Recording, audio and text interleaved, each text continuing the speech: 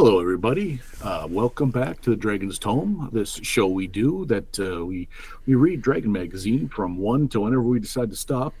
We've done 148 of these things. This is 149. I'm sharing the stage with my compatriots, Rob Boo boo boo boo. and Pat, Hello. and the three of us. We're just going to take a little saunter through the magazine, pick some highlights, discuss, and then get on with our days. So, boys, here we are. What do you think of the cover? Did you say it was from September 1989? Not yet. Okay. This is it's called Trinket by Robin Wood. We've had Robin Wood before. I like the little banner in the background. I think it's very detaily. It's a good picture. Yeah, it's this I think might have been in some ads or something because I sort of remember this picture a lot.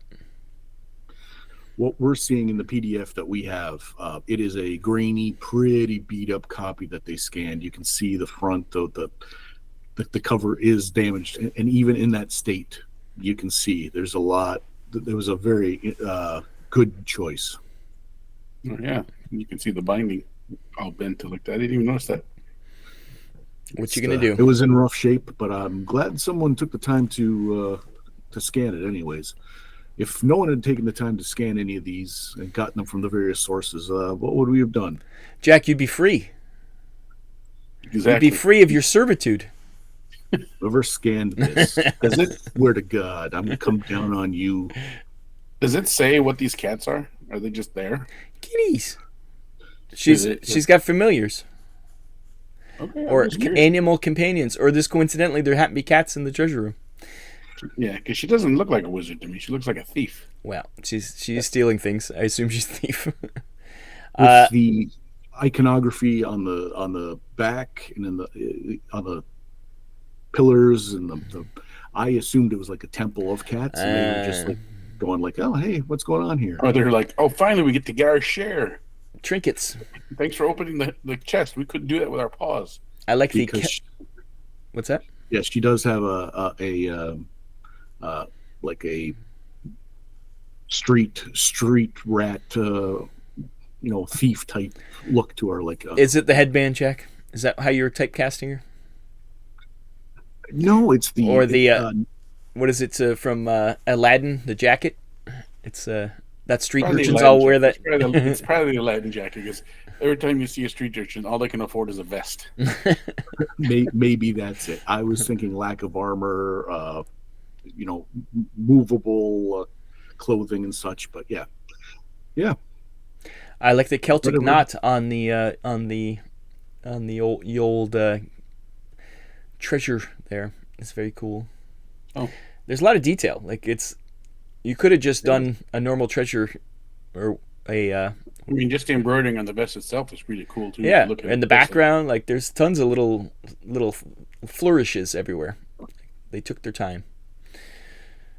Yeah, I'm not surprised that this picture was chosen, and I would not be surprised if at some point. Well, actually, now I just saw because the one cat's digging in there. I was just going to Yeah. say, but I wonder if the cats have been using that. There's just as a litter box. I get it. Yeah, that's what No. cats do. I like they captured the cats very well because that kitty is very interested in that orb. Yeah, very well done. Rascals. These Okay. we can't make fun of the covers anymore like we used to because they've all been good, probably for 100 Yeah. issues. So We can just make jokes about the content in the cover. yeah, We good stuff. mostly give high praise, and I think this matches all of our aesthetics. The fun-loving tweeness that I appreciate, the competency of the actual artist's work and interest. I think we're all on board on this one. Yeah. None of us are gonna be like, it's not my thing. It's a very good picture, Yeah, very well done. Kudos to Robin Wood. kudos indeed. So it's September. We have the start of the autumn season. Pat, Oh. take us to our first autumnal article. I want to say something first though. September 1989, the first time I met Jacques. Right there. This guy right there. Could be. We met. That's the first time we met, September 1989. It's an anniversary episode then. Very special to It us. is. I remember finally. Jack doesn't remember at all. No, I remember it exactly because you said at one point you said if You said, "Get the fuck off my foot, mother." speaking of feet, he said one day that I would be on Wiki Feet, and so here we go. There we go.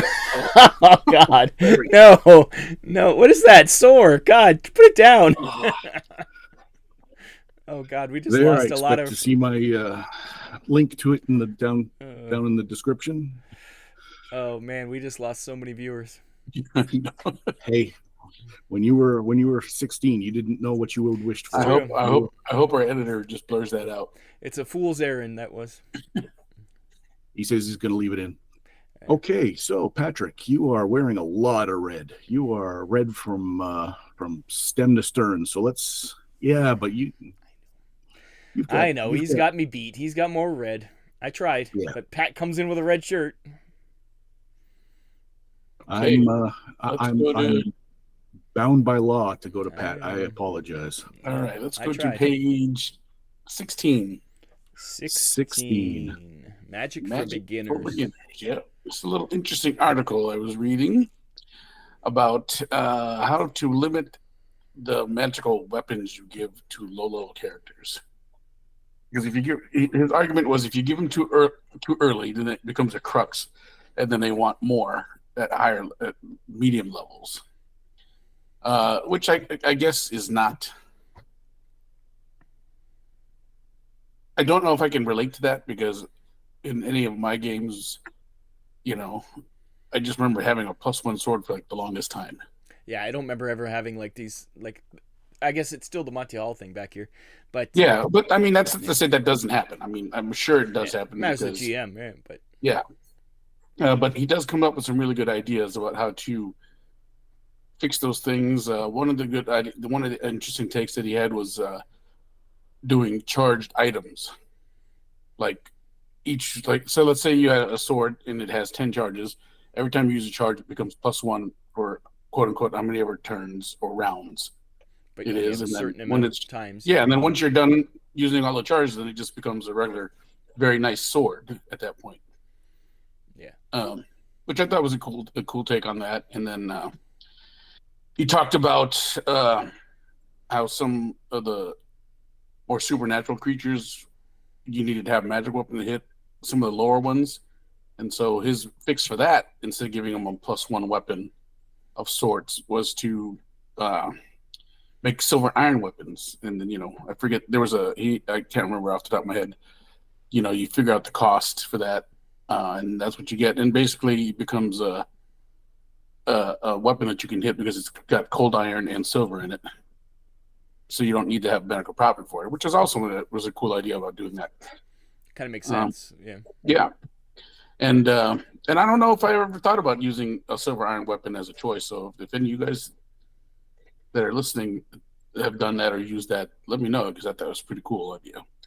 And then there was one last thing he did which I wasn't a big fan of, was an illusion. Like you would push something on your armor and then it would make it look like you were wearing lavish plate mail. And if you were able to convince the person with the illusion, then you get the conferred armor bonus. I didn't like it. It was stretching on that. It's fine to look like that, but I don't like having the armor bonus. Makes no sense. You got hit with a sword, it's still going to be chainmail. It doesn't matter what they think it was. So I wasn't too hip on that idea. So, but all in all, there were some really good ideas in there, and it was a nice little way to alternately, instead of giving increasing magic swords or weapons or armor, you just kind of temper them, give them limited amounts of charges, which I always like. The charge idea was my favorite. Yeah, that kind of makes sense. This was also mine, so I will just say that. No! I just will say that he created a paradoxical. He created a problem that he then had to try and fix, and I don't know if there was a problem, but it was a creative way. if you don't give that plus weapon, what do you do when you meet a monster that requires a plus weapon to damage it? Well, you can make one that's designed to attack that monster, and it damages even though that's not a plus weapon. And the illusion one, okay. I saw some interesting. He posed some interesting things, and I was, but at the end he finished off with bombs. So I forgot about the vials are like grenades. At which point I was like, you know what sounds much better than vials that are grenades? +2. Please don't throw grenades around.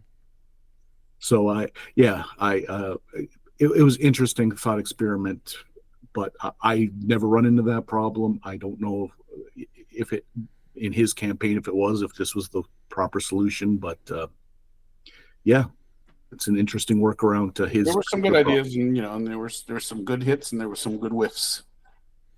Well, like I think the answer is give them whatever weapons come along, but it's just make the monsters harder. Then, if they have +5 weapons, you're fighting bigger and badder monsters at that point. Then, yeah, or at least smarter ones. I remember Roger had that editorial the one time talking about how even low-level monsters, if they fight smartly, can actually be pretty tough too. So, I think it's more on the GM to be smarter than to try to. This is just fun to change things up. That's fine, but I don't think the problem isn't a problem. I didn't run into this in our in any of my D&D campaigns. No. With my GM.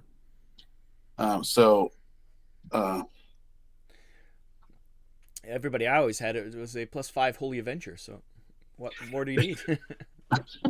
Or Vorpal swords. Everybody wanted Vorpal that is swords. One of the, I think the examples he uses as the one end of the spectrum of like, hey, this is, you can't be doling those out at first level, but yeah.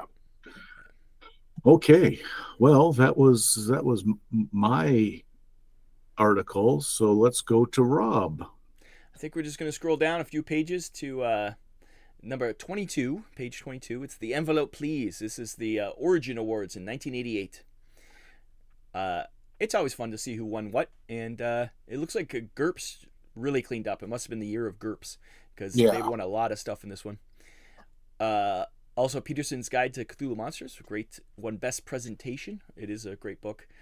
And Battletech won Best Vehicle Minis, which is, what kind of competition would that be? There's not much else, I don't think. So, but interesting. What you could see really what the zeitgeist is at the time by what's winning what. So it is fun. And some of these AD&D miniatures, I remember those ones, the Ralpartha ones. They're like the classics, the male and female of each class. Like those. I remember buying lots of those ones. So, but GURPS. Anybody ever played GURPS? I never played GURPS, honestly. Don't know. Can't say much about it. I've never played either. No. I think I've ever even read a rule book about GURPS. Steve Jackson, right? I believe it's Steve Jackson made GURPS. Yeah, I know people who played it and like it, and they use it for their homebrew campaigns. Yeah. But, there's a lot of supplements, that's for sure. They made a supplement for everything. Yeah, GURPS Space won Best Role Playing Supplement. So there you go. So that's about it. That's the Gaming Awards for Origins 1988. The highlights, kind of telling us where the state of the union was for the hobby. Yeah, pretty much. Yep. And Dragon didn't win Best Adventure Game Magazine, which is funny. So. Well, I guess since Pat took my first one, I'm gonna have to do one. So let's all travel down to page 98 in the PDF. Jeez, 98 right at the end. This is the final straw. Time marches on. An RPG campaign creates its own history as you play. So bear with me. A campaign in most people's minds is, hey, you've got the same characters and you progress, and the characters are the characters that you make an arc for. You have your start, you have the adventures, and you wind it down to what they are going to be. This proposes that your campaign world can be what has the arc. Your campaign world is kind of a character, and your adventures of various characters, various modules, various things can happen in a timeline of that, and each one can, but not necessarily. He does affect each make other. distinctions about what would, what wouldn't. Gives um, uh, kind of like uh, elevator pitches of different things about how each module could or could not create the history of your campaign. Mm-hmm. And at first glance, I thought, oh well, that would be a lot of hard work. But then I'm thinking, really, is the DM? The characters are doing the heavy lifting. Well, I was going to say, Jack, your world is kind of like that, where we have Yeah. multiple characters going on, and it's creating histories within the. Like the last one we played, I kind of mentioned things that other characters had done, and like that world is being created as we play it. Like that's the thing. Like you have a lot of it written out, obviously, but there's also things that we affect that are causing more stuff happening. I have the luxury of having players who are thoughtful and willing to play and do that kind of thing. I don't know if it's everyone's cup of tea, but I've got a couple crazy players too that really can jumpstart. But yeah, by the time I was done reading, and he was citing the different things like in Tolkien, how he does this and what things are history, making history and would affect things. I really enjoyed this article, and I would recommend someone, if you were thinking about doing that, making a campaign that spanned ages. Especially, he brings up races that have long lives and how they would view the events differently. So you could have a character who was holding grudges from something that was 2 generations old. They're like, I didn't even know that place existed. Yeah. So, yeah. Another thing is, it's kind of reminds me of Pendragon. That game is, you don't play a character, you play like a bloodline kind of. So you're playing through multiple ages of the same family. So when the one guy retires, you start playing their sons kind of. Oops, smack my mic. So we'd sort of gonk in the studio. But yeah, it's that kind of showed up. Reminds me of that kind of where it's a living world almost, where you players just fit into it and change it as they go, but it's the world that progresses, not necessarily the characters. That's interesting. Fun times. An interesting, thought-provoking article, which is what we like to find. Yes, it was. Okay, so I guess that brings us back to young Patrick. If there's something left you wanted to bring to our attention. Yes, let's go to page 48. We haven't had the same articles yet. Except for the first one. So, yeah, except for Pat Not me. Not me. All right. So at page 48, we're from freighters to flying boats. This is for Star Frontiers, which I haven't covered in a while. It's a list and rules for water-based vehicles for Star Frontiers, which the author of this points out there's air and land, but almost no sea vessels in the listing. What? No, so much so that I actually looked at my Alpha Dawn book that's sitting right over here. I was like, oh, he's right. There's hardly any boats. So this is a bunch of sea vessels, starting with the server. Now, I don't remember when jet skis came out. When did jet skis start being a thing? 80s, I would think. So around now, then? I think probably even earlier than this, maybe. Yeah. But he's got a sky cycle there, which is almost exactly like a jet ski. I assume that's what that is supposed to be.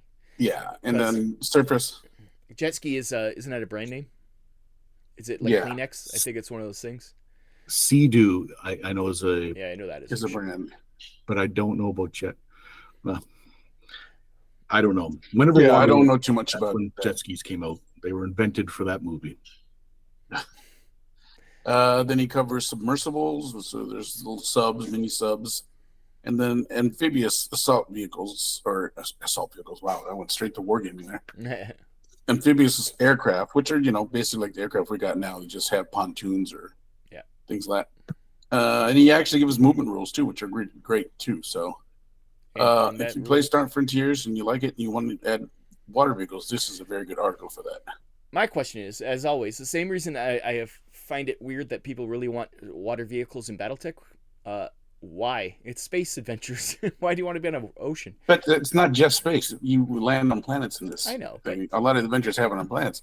Who's to say that you can't land on an all-water planet, right? I guess so, but it's just kind of weird.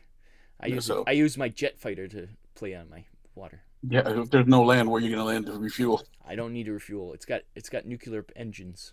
Yeah. And then when it melts down, then you have to land. Where are you going to land? In space, where you should be, not on some water planet. So, now, especially at BattleTech, people complain if they want like attack view, like military vehicles for water. I'm like, once again, you got battle mechs. You're not going to be fighting in the water. You're going to be fighting on the land. I mean, if you can have a tank, why can't you have a destroyer? Well, I don't think there should be tanks anymore either. So,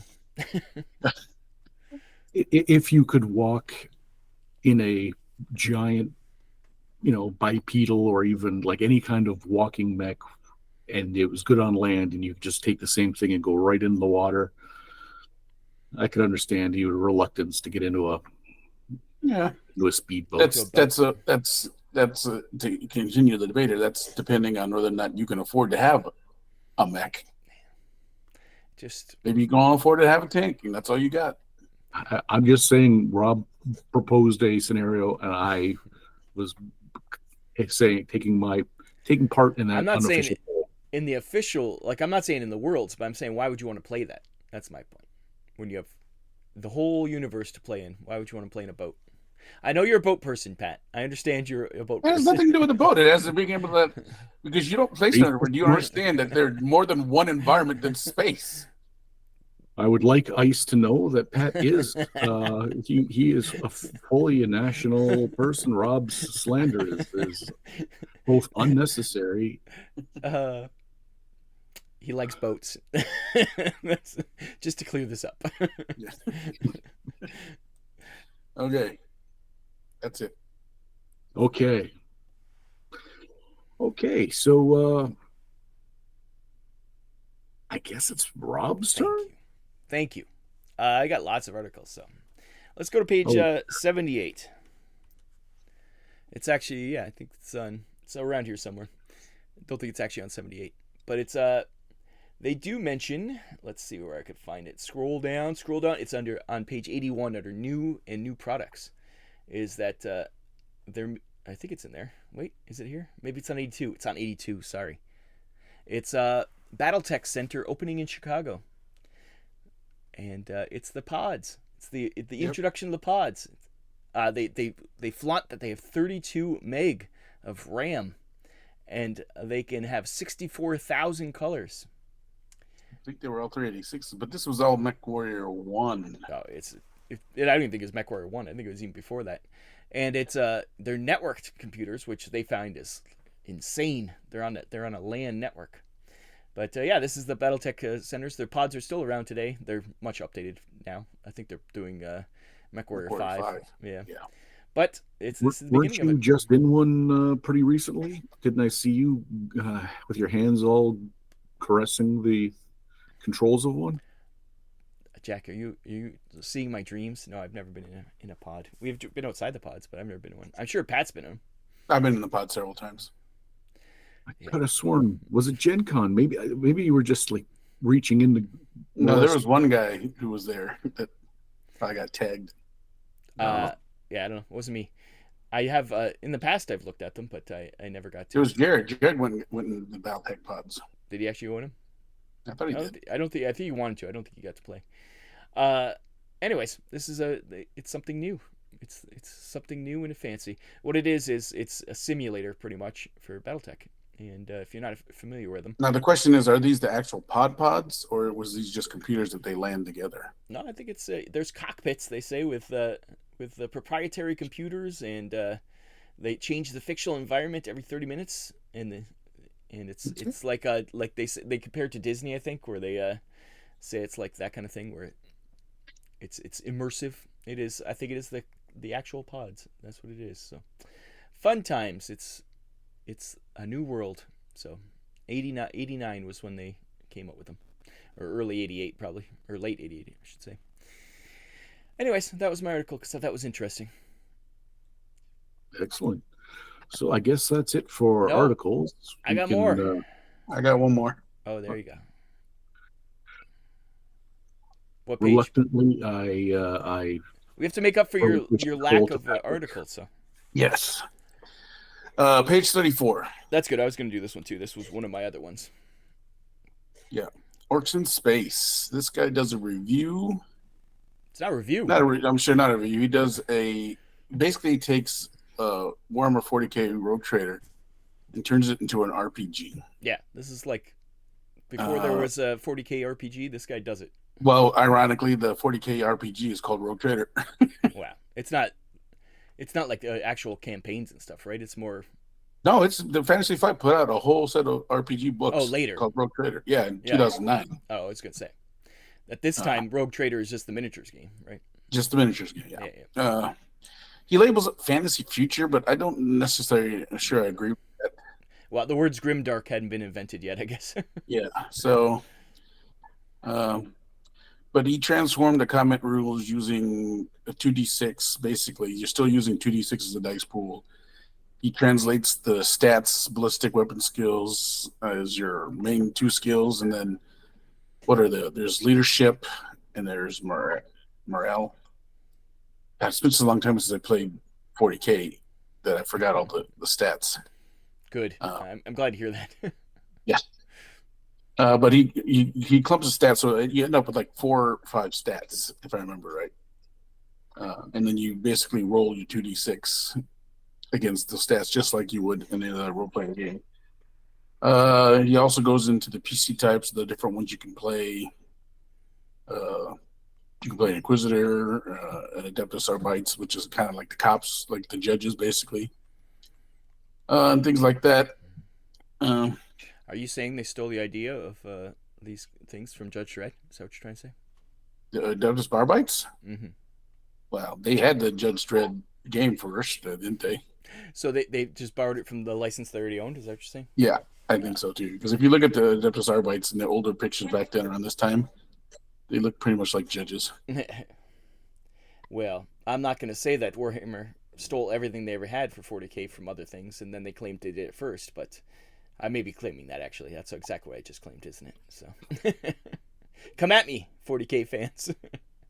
Initiative. Satirically, if any lawyers are involved, everything Rob just said was for the sake of comedy. No, it's covered allegedly. Yes. But it's a nice little thing. I mean, if you really wanted to spend the time to get it to put it together and fuss it out, it's a decent little article for that. If you wanted to take first edition Warhammer and turn it into a role playing game.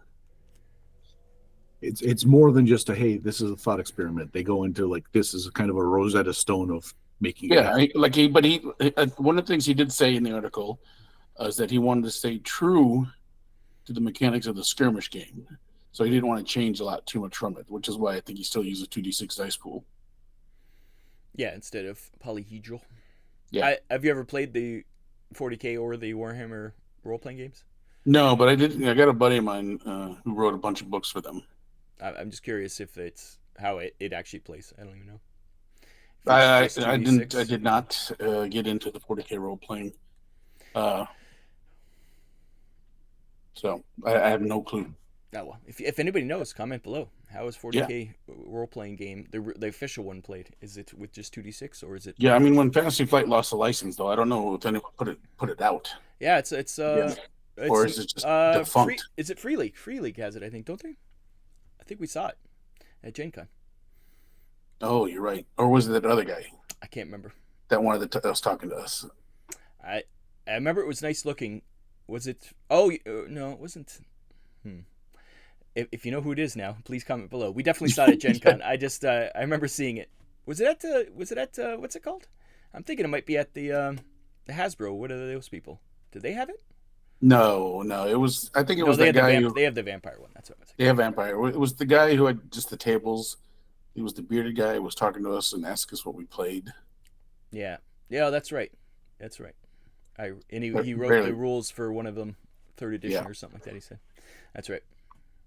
Now I don't remember what company that was, but It definitely wasn't GW, because GW was in different sections, so it was some other company.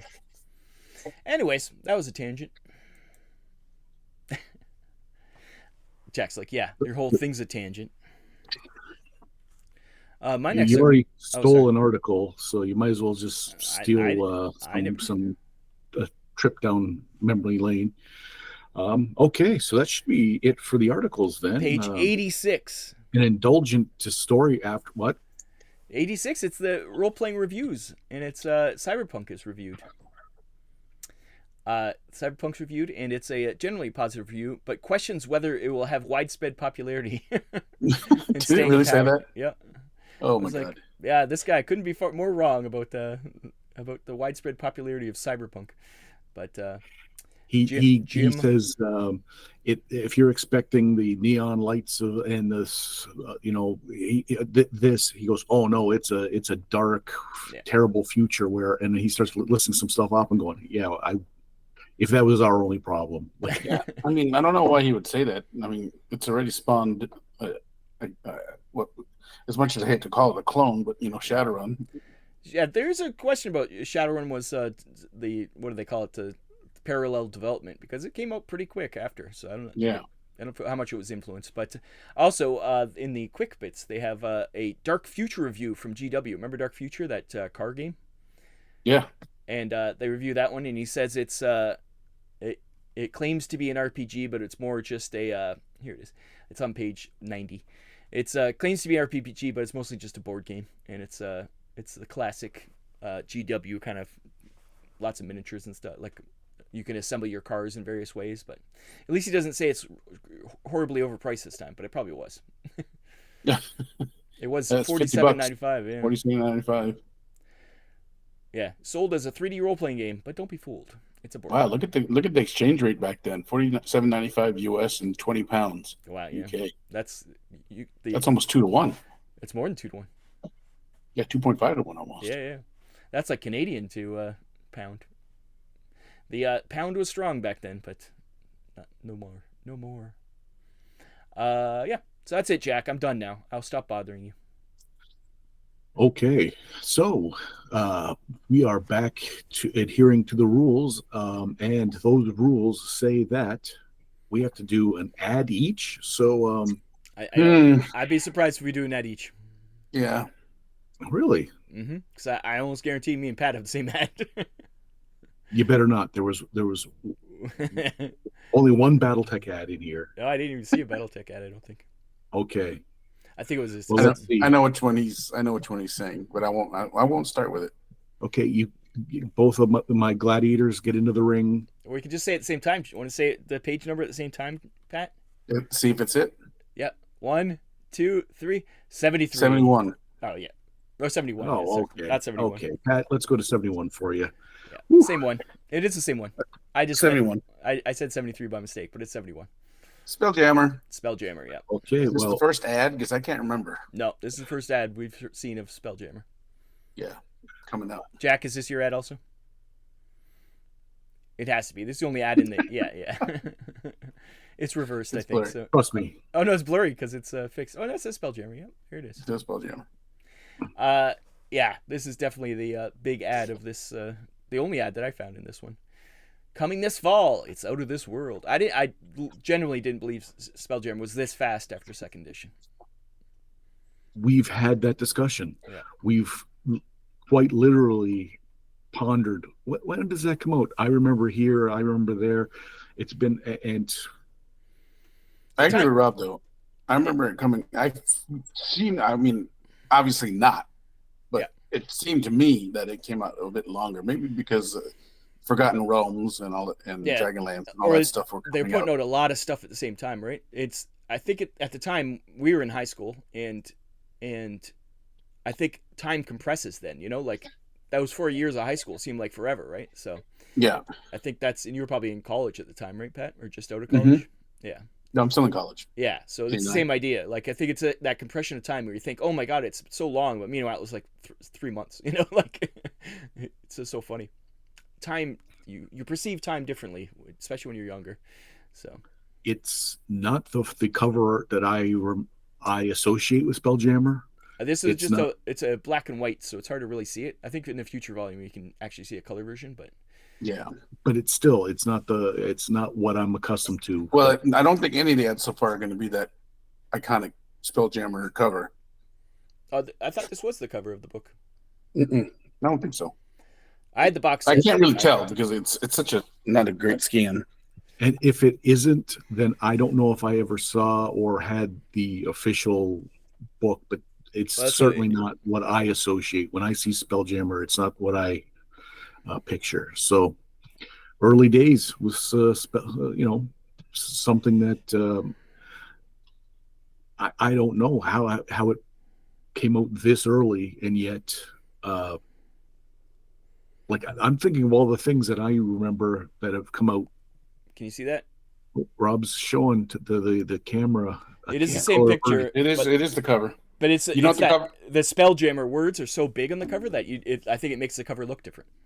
Yeah, the thing I was thinking of was the Pirates of Realm Space cover. Oh, it's a different supplement. Yeah, that's the cover I was thinking. That might be what I've associated with it too. I'm trying to see this. Damn, the fact that it's been 40 years. Yeah, too. Or the Planetol, yeah, the one with the actual ship on it. Is that what you're thinking, Jack? Yeah. That's the other book. Okay. So I'm not this crazy. is the box set. This is the box set cover, but where that big black space at the top that it says spell, like it's the Spelljammer thing. So it fills almost the whole screen. So that's why I was like, it doesn't look right. But then it's because that full color bright Spelljammer right on its front. I had Spelljammer. I had the box set. I don't think we ever played it because it was such a weird thing. Yeah, I think my friend had it, and we had every intention of playing in it, but then we just, but I did get the Gold Box game, and I played that, and I enjoyed that. Oh, there was actual 46. I know there's a video game of it. Never played that for sure. Yeah. It was just such an interesting idea, and I love the idea of the ships and everything, the organic ships, and it was so cool. I just don't. At the time, I wasn't really DMing that much, and it was kind of hard to bring to it. I think it was one of those things. Experienced DM, like it'd be fun to play now, but at the time, I think you have to really know what you're doing to incorporate all that into a game. Yeah, I mean, I think why we didn't end up playing is because I think my friend liked Ravenloft better. Yeah, and so we focused most of our quote unquote interplanet or intraplanar travel between those two his homemade world and Ravenloft. Yeah. I think what's required to like really make Spelljammer something you would crave would be an established setting that you've played enough of that you're like, okay, now I want more. Yeah, and there's stuff in that setting that's concrete. That's and then you think, well, I'd like to play a Kender or something else, and you go, well, I got this for you. So I don't know how many people. Yeah, you'd have to be playing for a while. You're right. I think that maybe that was it too. We were playing for crazy amounts of time, especially in that group. Playing all kinds of games. Yeah. All kinds of. We were all over the place. Barely playing actual legit D&D. I don't think we ever really played AD&D like legit like modules. We just had those characters and we played them in our old worlds or random generic fantasy worlds. I don't think we really were that into like the actual settings. And when we got that itch, well, then there was Greyhawk or one of those things. Shadowrun. There was we could just expand out that way. So I don't know. Spelljammer. Yeah, it's an interesting thing, but it's a cool idea. Isn't it? I think it was Jim Ward thing, wasn't it? I think Jim Ward made Spelljammer, if I'm not mistaken. Of the Doors fame. Yeah. That's right. The Lizard King himself. Come on, baby, fly my Spelljammer. So we all had the same ad. Does anybody have any other ads? Jeff Grubb. Jeff Grubb. Design spell. Page 3. That was from Marvel Superheroes. That's what I was thinking. Mutazoids. I saw this one too. Mutazoids. It caught my eye. I read it.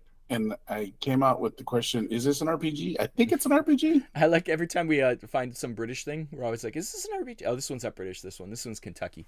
But I assumed it was British by by the picture. But then as I read it, I was thinking, now this doesn't bother me, but I could see where today's crowd would lambaste this thing. because of what's the 1, 2, third paragraph. Second Republic. Less deformed acceptables. Yeah. Well, when I saw this ad, I thought someone was going to take it for sure, so I didn't. And I assume you're playing as a Mutazoid, though, fighting the Second Republic. So. Well, I don't know. It says being a cop is just as one entry, so I think you're playing one of these. You're right. You're playing a Nazi. You're right. Yeah, you're playing. Who knows? You're playing the following SS. bad people. It says right in there. But it's Judge Dredd. Yeah, Judge Dredd's the same thing. Like, yeah. I mean, I don't know. It just caught my eye because the picture itself looks cool, but then after that, I start to lose interest. I assumed it was a GW thing. The moment I saw it, I was like, "Oh, it's a GW." But it's not. It's not. Productions. I know. It's confused me. At first, I thought it was an ad for the Gary Gygax, whatever that one was called. Cyber. Should we infer that the base of this place where this game is made is in Kentucky? It says Murray, Kentucky. Murray, Kentucky. That's where it's from. Mutazoid's a trademark. Now we're just throwing stereotypes everywhere. Oh, as a non-American, I didn't realize you were giving some jabs. I was the only one throwing gentle ribbing, some shade. Are you saying only in Kentucky is there Mutazoids? Yes. Okay. Are you added out already? Oh yeah, I'm added out. All right. One last one then. Page 57. Thankfully, Pat had. I saw this too. I was like, Space Lords. Is this just a knockoff GW thing already? Well, that's exactly what I said in my little notes here. I said it would be nice to actually see them in a better scan first. Yeah. But then I asked my question: are these 40K replacement models? That's what it seemed like to me. But they have a full range. They have Dunwich Detectives, Traveler, like. Yeah, I mean, most of these look to me like but this whole. When I saw this and that little vehicle thing, I was like, this all looks very. That's definitely a jetpack, and these top two and 3 look like orcs.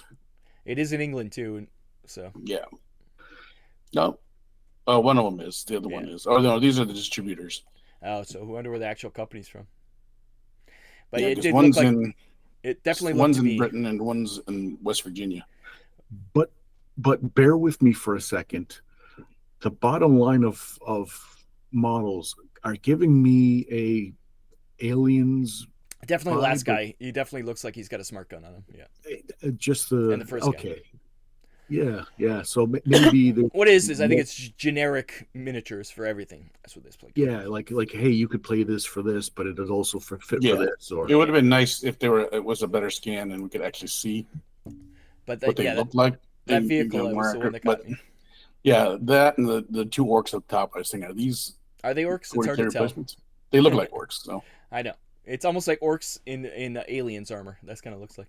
Yeah. And that's what I was wondering, because later there's Battlelords comes out, and it's kind of similar to this. So I was curious if it's the same company, but I don't think so. If they just change their name, but yeah, fun times. It's funny that I saw the same ads, but I didn't bring them up. Okay, well that's 3 ads out by the skin of our teeth, but we did it. Yeah. We got there. We delivered on our promises, and that's something. It's more than we usually do. That's true. Yeah, so I think we're gonna wrap this one up. I'm proud of myself. A couple episodes ago, we had some creative editing that made me look like the bad guy, and so if you've noticed, Pat's slouching all over the place. I didn't ask for a sound check. I didn't ask for a sound check, so this one's gonna probably sound like ass. If it even recorded at all. I think we should all just for a moment applaud my patience. Yes, Master. Thank you.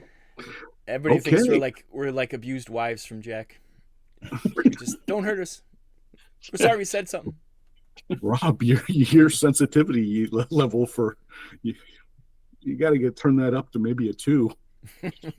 No. Okay. It wouldn't be this has been Dragon Magazine 149, Dragon's Tome 149. Funny how that works out. Thank you for joining us. Rob says I have to point down at the bottom there and you have to do something. Ring his bell. Ring the bell. Touch Tickle the his subscribe. tones. Do all that. Don't leave messages. Don't leave. Comment Nothing below in the if you comments. know anything. We asked questions earlier. I don't remember what I asked, but comment below if you can answer those questions. I'm sure you already Okay have. then. And then we see them like years, like people are commenting on our early stuff, and we see them years later, and we're like, what the hell are they talking about? So if you've commented on our early shows, sorry we haven't responded. We just have no idea what you're talking about. Yeah. Yeah. Anywho, thank you for joining us, and we will see you next week, same time, same bat channel. Thank you. Say goodbye, boys. Bye-bye. Bye-bye.